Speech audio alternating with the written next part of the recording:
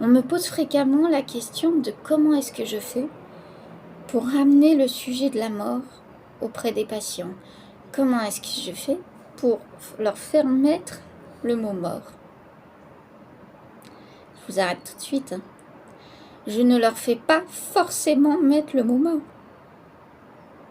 Si la personne en consultation ou en visite dans une structure médicale, elle n'a pas envie de mettre le mot mort, à aucun moment on met le mot mort.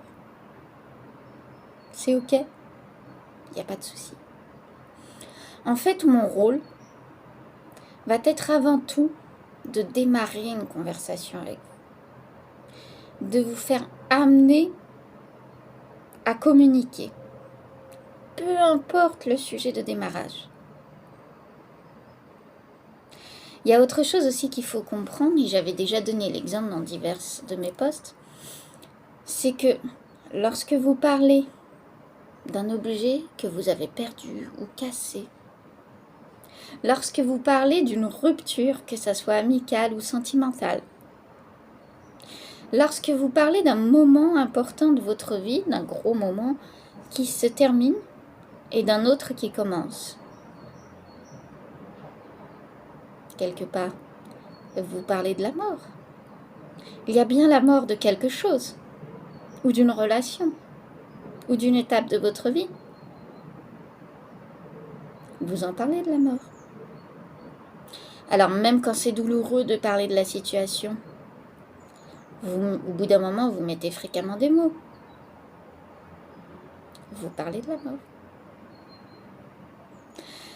La mort, c'est une étape qui dit qu'en fait, ça y est, la personne est morte.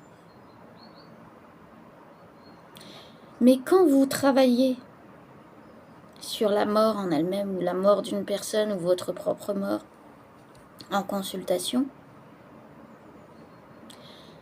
vous ne travaillez pas sur cette étape-là. Vous travaillez sur les étapes de deuil.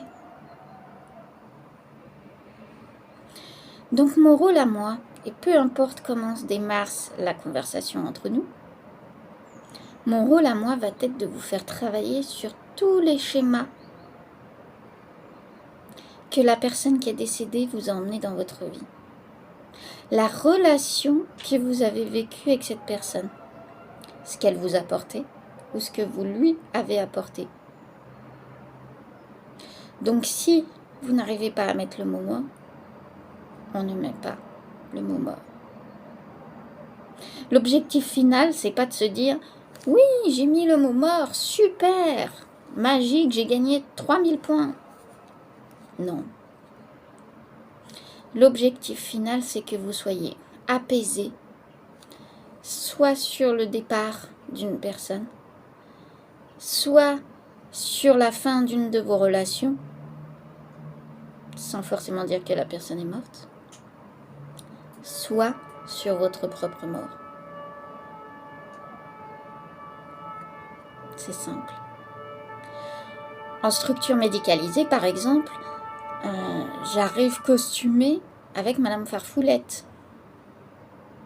Donc quand je rentre dans une chambre, même si le patient n'a pas envie de parler, il va généralement être intrigué par le costume. Donc à ce moment-là, je vais en profiter et lui parler du costume.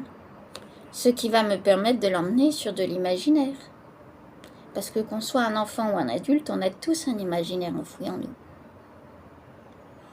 Et par cet imaginaire, petit à petit, au fur et à mesure, on va arriver à parler de sa pathologie, de ses frayeurs et ou d'une mort possible. Donc ne soyez pas effrayés si vous n'arrivez pas à dire le mot mort. C'est pas grave, c'est ok. Ne soyez pas non plus effrayés de venir voir quelqu'un comme moi en thérapie parce que vous avez peur qu'on vous fasse dire le mot mort. S'il n'y a pas besoin de le dire, on ne le dit pas. Là aussi, c'est ok. Par contre, prenez le temps de quelque manière qui vous convienne. Prenez le temps de travailler sur les étapes de deuil. Ça, c'est important. Et c'est ce qui vous permettra de vous apaiser, de revenir au présent. Ça ne veut pas dire oublier l'objet ou la personne ou la relation que vous avez vécue. Ça veut simplement dire mettre la personne à sa place. Et vous mettre vous aussi à votre place dans le présent. Pour mieux préparer le futur.